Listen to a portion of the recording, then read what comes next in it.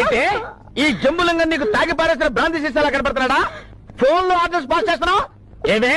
After all 1 month పనిచేసేందుకే నీకింత leather బలిస్తే ఇన్నాళ్ళు నిన్ను పోషించి నాకెంత లెదర్ బలవాలి? చాలా ఊరుకోవయ్యా, నువ్వేం నాకు తేరగా తిండి పెట్టడం లేదు. ఇన్నాళ్ళు మీకోసం పగలు రాత్రి తేడా లేకుండా నేను పశువులా కష్టపడ్డాను. పశువులా కష్టపడ్డాను ఏంటి?